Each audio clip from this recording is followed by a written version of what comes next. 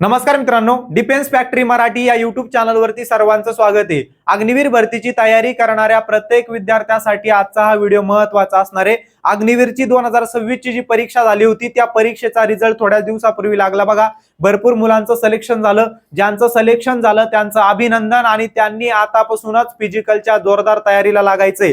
काही एआरओचं फिजिकल लवकरात लवकर सुरू होणार आहे। म्हणजे मुंबई एआरओची फिजिकलची डेट सुद्धा आलेली आहे बघा। 20 जुलैपासून फिजिकल सुरू होते।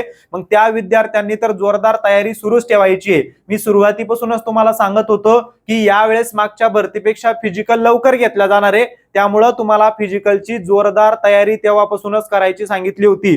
ज्यांनी अजून पण सुरू केली नसेल त्यांनी अजून पण करा। कोल्हापूर एआरओ असेल, समजा कोल्हापूर एआरओचं जर आपण बघितलं तर सप्टेंबर महिन्यापासून फिजिकल सुरू होणार आहे किंवा ऑगस्ट पासून सुद्धा होऊ शकतं। त्याची फिक्स डेट मी तुम्हाला लवकरच देणार आहे बघा। त्यानंतर बाकीचे जे काही एआरओ आहे ते सुद्धा टप्प्याटप्प्याने फिजिकल त्यांचं होणार आहे। म्हणून तुम्ही प्रत्येकानं हळूहळू का होईना आतापासून फिजिकलच्या तयारीला लागायचंय। शांत बसायचं नाही, उड्या मारायच्या आहे, पण उड्या कुठे मारायच्या? मैदानावरती उड्या मारायच्या, जेणेकरून फिजिकलला तुम्हाला फर्स्ट परीक्षेमध्ये पैकीच्या पैकी मार्क मिळतील आणि इकडे थोडेसे कमी मार्क जरी मिळालेले असेल परीक्षेला तरी फायनली तुमचं सिलेक्शन होणार आहे। आता भरपूर मुलांचं सिलेक्शन झालं आणि काही मुलांचं सिलेक्शन झालं नाही, त्यांनी टेन्शन घ्यायचं नाही, बिलकुल बी उदास व्हायचं नाही। त्यांच्याबद्दलच हा महत्त्वाचा व्हिडिओ बघा। बऱ्याच मुलांच्या मनामध्ये प्रश्न पडलेला आहे की वेटिंग लिस्ट येणार का? सीईची जी वेटिंग लिस्ट असते ती येणार का? फायनलची वेटिंग लिस्ट येत असते ते आपण आताच बघितलं। 2025-26 ची जी भरती झाली त्या भरतीचा रिझल्ट लागला। रिझल्ट लागल्यानंतर मागून सीई म्हणजे आपली रिझल्ट लागल्यानंतर वेटिंग लिस्ट सुद्धा आली बघा। पण सीई जी एक्झाम झाली त्या एक्झामची वेटिंग लिस्ट येत असते का, ऍडिशनल लिस्ट येत असते का, त्याबद्दलची महत्त्वाची माहितीच आपल्या आजच्या व्हिडिओमध्ये बघायची। त्यामुळे शेवटपर्यंत व्हिडिओ बघायचा आहे, लाईक करायचा आहे आणि आपल्या चॅनलला सबस्क्राईब करून ठेवायचे, जेणेकरून इथून पुढे ज्या महत्त्वाच्या अपडेट असतील त्या तुम्हाला सगळ्या या चॅनलला मिळणार आहे। आता बघा, सीईची वेटिंग लिस्ट येत असते का? तर येत असते, 100% येत असते। मागच्या भरतीमध्ये आली होती। आणि सगळ्यात महत्त्वाचं म्हणजे आपला जो झेडारो पुणे झोन आहे, या पुणे झोन मधीलच 3-4 एआरओची सीई वेटिंग लिस्ट आली होती। त्याला वेटिंग लिस्ट न म्हणता ऍडिशनल लिस्ट आली होती असं आपण म्हणू शकतो। ठीक आहे की बाबांनो, वेटिंग लिस्ट केव्हा येत असते? जेव्हा तुमचं फायनलची जी मेरिट लिस्ट लागत असते त्यानंतर वेटिंग लिस्ट येत असते। आताच्या भरतीमध्ये सुद्धा आली, पण सीईची जी परीक्षा आहे, परीक्षा झाल्यानंतर लगेच त्या ठिकाणी आपली ऍडिशनल लिस्ट येणार आहे का नाही त्याबद्दलच माहिती बघूया। तर आता बघा, ज्या ज्या विद्यार्थ्यांचं सिलेक्शन झालं असेल त्यांनी फिजिकलच्या तयारीला आतापासून लागायचंय। आणि ज्यांना कुठेतरी वाटत असेल की माझं सिलेक्शन झालं नाही किंवा मार्कच कमी आलेली, तर पुढच्या भरतीसाठी तयारी करा। ठीक आहे, पुढच्या भरतीसाठी जर तुम्हाला बॅच पाहिजे असेल मराठीमध्ये तर आपल्या महाराष्ट्र अकॅडमी वरती रेकॉर्डेड बॅच बघा। जर तुमची इच्छा असेल लाईव्ह बॅच सुरू करा तर तुम्ही तशा पद्धतीने कमेंट करा, आपण परत विद्यार्थ्यांसाठी लाईव्ह बॅच सुरू करू। आणि आपल्या या बॅचचा, आपल्या अग्निवीर राजमार्ग या पुस्तकाचा विद्यार्थ्यांना खूप जास्त फायदा झाला। तुमचे बऱ्याच विद्यार्थ्यांचं सिलेक्शन झालेल्यांचं रिव्ह्यू बघितले, भरपूर जणांचे मेसेज आले की सर तुमची बॅच घेतली, तुमचं पुस्तक घेतलं, पण त्यामागे तुमची मेहनत खूप जास्त होती, आमचं फक्त मार्गदर्शन होतं, मेहनत तुमची खूप जास्त होती। ठीक आहे, मग ते विद्यार्थी रेकॉर्डेड बॅच घेऊ शकतात किंवा नवीन लाईव्ह बॅच पाहिजे असली तर तुम्ही कमेंट करा। तुमचा चांगला प्रतिसाद भेटल्यानंतर आपण नवीन बॅच सुद्धा सुरू करू शकतो। ठीक आहे, आला लक्षामध्ये? मग त्यांनी बॅच घेऊन आता पद्धतीने सुरू करायचंय। त्यांना पुढे 2-3 ऑप्शन असणार आहे। ती आर्मीची भरती सुद्धा लवकरात लवकर येणार आहे बघा। ठीक आहे, त्यानंतर एअरफोर्सच्या जागा निघलेल्या आहे, पण इकडे तुम्हाला जमत नसेल तर टीए आर्मी बेस्ट आहे तुमच्यासाठी। तुमचा पेपरला कमी मार्क येत असले पण रनिंग चांगली असली तर तुम्ही टीए आर्मी मध्ये सिलेक्शन मिळवू शकतात। नाहीतर पुढची जी काही अग्निवीरची भरती येणार आहे ती पण लवकरात लवकर येणार आहे आणि त्यामध्ये सुद्धा बंपर वॅकन्सी असणार आहे। मग त्यांनी आतापासून तयारीला लागायची, मन लावून तयारी करायची। आता बघा, ऍडिशनल लिस्ट बद्दल आपण बोलूया। सगळ्यात महत्त्वाचं म्हणजे आपला जो काही पुणे एआरओ होता, पुणे झेडारो, ज्याला आपण पुणे झोन अंतर्गत जेवढे सगळे काही एआरओ येत असतात, कोलकाता एआरओ आला, त्यानंतर छत्रपती संभाजीनगर, मुंबई, कोल्हापूर, कोलकाता म्हणत होतो, कोल्हापूर, हा ठीक आहे, सॉरी। ठीक आहे, मग हे सगळे जे काही एआरओ ना, या एआरओ ची वेटिंग लिस्ट आली होती, ऍडिशनल लिस्ट आली होती सीई एक्झामची। पण ती लिस्ट केव्हा आली होती ती व्यवस्थित एकदा लक्षात घ्या। तुम्हाला असं वाटतं की आता सीई वेटिंग लिस्ट आली पाहिजे, आणि माझं तर म्हणणे आलीच पाहिजे, आणि त्याच्या मागचं कारण काय होतं ते पण आपल्याला जाणून घ्यायचंय। आता बघा, झेडारो पुणे अंतर्गत मागच्या भरतीमध्ये 2025-26 ची जी भरती झाली त्या भरतीमध्ये वेटिंग लिस्ट आली होती, ऍडिशनल लिस्ट ज्याला आपण म्हणू। तर त्या लिस्टमध्ये पुणे झेडारो अंतर्गत जे एआरओ येतात, समजा कोल्हापूर एआरओ आहे, तर कोल्हापूर या एआरओ मध्ये बाकीचे जे अजून 2-3 एआरओ आहे त्या एआरओ मध्ये काय झालं होतं त्या ठिकाणी, तर सीई एक्झामची ऍडिशनल एक लिस्ट आली होती. पण ही लिस्ट केव्हा आली होती ते व्यवस्थित लक्षात घ्या. ह्या लिस्टमध्ये अगोदर एक लिस्ट आली, ती लिस्ट आल्यानंतर त्या मुलांना फिजिकलसाठी बोलवलं. काही दिवसानंतर त्यांना फिजिकलसाठी बोलवलं, त्यांचं फिजिकल झालं, मेडिकल झालं. मग तेव्हा आर्मीवाल्यांना कळालं की मुलं तर कमी आलेले आणि आपल्याकडे वॅकन्सी जास्त आहे. मग त्यांनी परत काय केलं, सीई अजून एक ऍडिशनल लिस्ट टाकली. मग त्यामध्ये अजून जास्त मुलांना बोलवलं, अजून जास्त मुलांचं परत फिजिकल झालं, परत मेडिकल झालं. मग अशा पद्धतीनं ऍडिशनल एक लिस्ट येत असते आणि यायला पाहिजे असं मला वाटतं. पण ज्यावेळेस आपल्याला ती वेटिंग लिस्ट येणार आहे किंवा त्याबद्दल अपडेट येणार आहे त्यावेळेस 100% आपण ते फिक्स माहिती लवकरात लवकर तुम्हाला देऊ. पण शक्यता आहे की 100% त्या ठिकाणी काय होणार आहे, सीईची ऍडिशनल लिस्ट येणार आहे. आता त्यामागचे कारण मी तुम्हाला सांगतो. मागच्या भरतीमध्ये काय झालं होतं, बंपर अशा जागा होत्या. नंतर आर्मीवाल्यांनी ठरवलं की आम्हाला अजून जागा इन्क्रीज करायच्या आहेत. काय करायच्या आहे, अजून जागा इन्क्रीज करायच्या आहे, वाढवायच्या आहे, जास्तीत जास्त जागा पाहिजे, सैन्यबळ जास्त पाहिजे. तर त्यांनी वॅकन्सी वाढवल्या. वॅकन्सी वाढवल्यानंतर काय झालं, तर या जे काही झेडार पुणे झेडार अंतर्गत येणारे जे काही एआरओ आहे त्या एआरओ मध्ये परत एक लिस्ट आली, ऍडिशनल लिस्ट.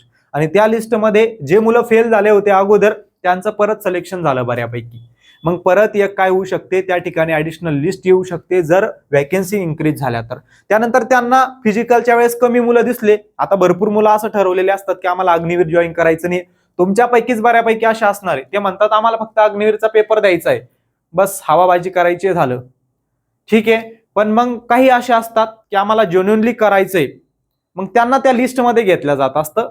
ती लिस्ट पुढे काय होत असते, नंतर एक ऍडिशनल लिस्ट लावल्या जात असते.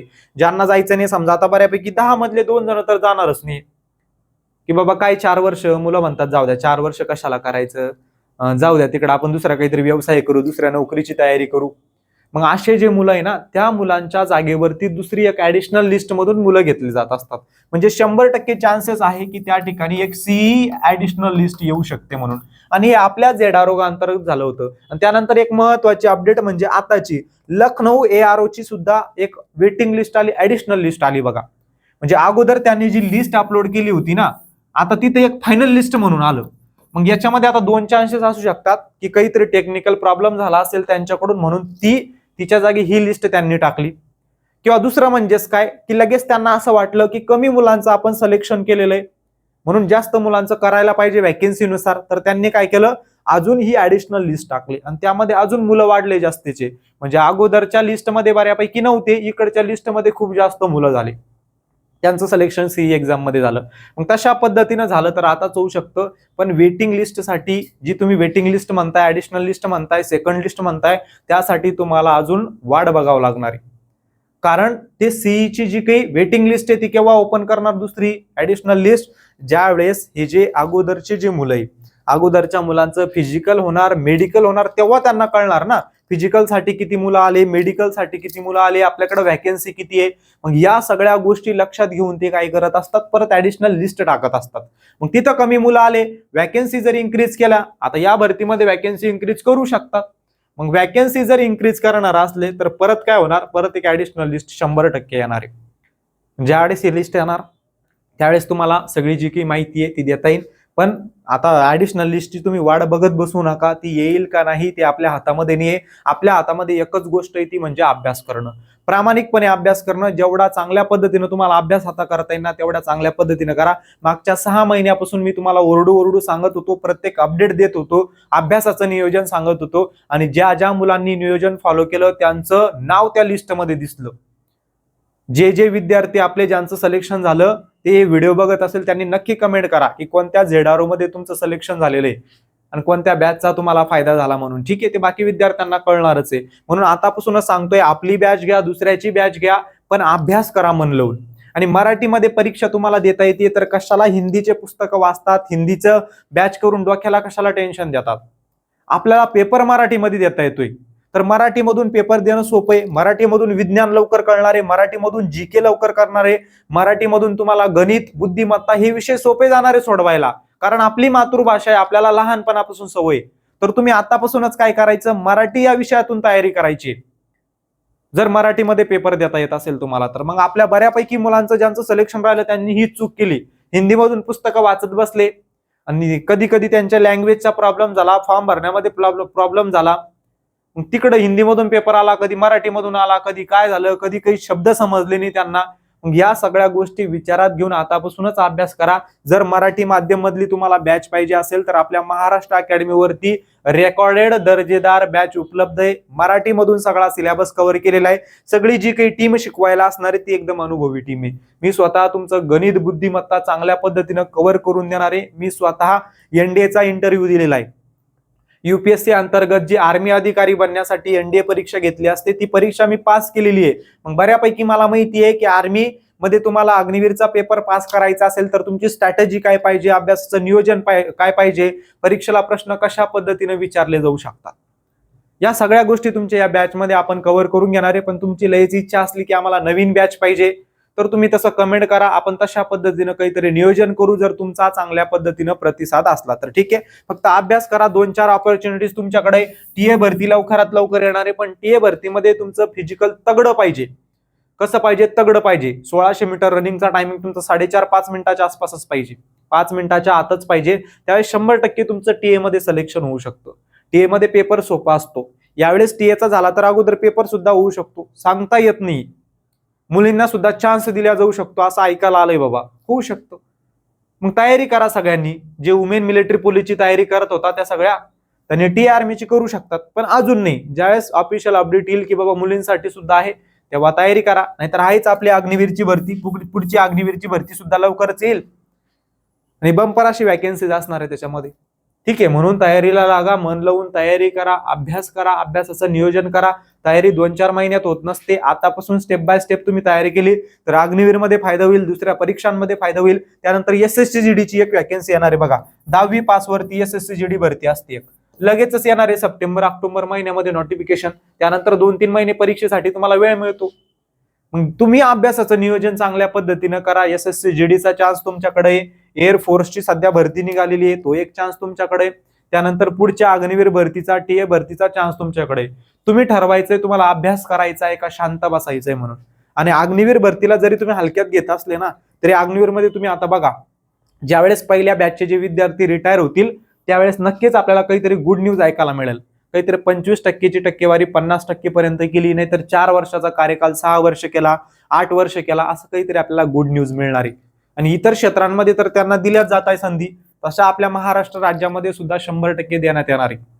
म्हणून आतापासून तयारी करा, मन लावून तयारी करा. ज्यांचं सिलेक्शन राहिलं असेल त्यांनी बिलकुल टेन्शन घ्यायचं नाहीये. आयुष्यामध्ये चढ उतार चालू असतात, होत असतं. माझं सुद्धा सिलेक्शन राहिलं होतं, म्हणजे मी 12वी सुद्धा माझी कंप्लीट झाली नव्हती. मी 12वीला जस्ट गेलो होतो, 2-3 महिने झाले होते, परीक्षा दिली होती, माझं परीक्षा क्लिअर झाली. मी इंटरव्ह्यू साठी गेलो, इंटरव्ह्यू दिला मी, पण इंटरव्ह्यू मध्ये माझं सिलेक्शन होता राहिलं. मग मी असंच रडत बसायचं असतं, खसून जायचं असतं. आणि ती परीक्षा अग्निवीरची नव्हती, ती आर्मी अधिकाऱ्याची परीक्षा होती. म्हणजे मी जे लेफ्टनंट कॅप्टन वगैरे असतात ना तसा अधिकारी मी होणार होतो. पण मी अपयशी आल्यानंतर थांबलो नाही, परत तयारी करणं सुरू केली, अभ्यास करणं सुरू केला.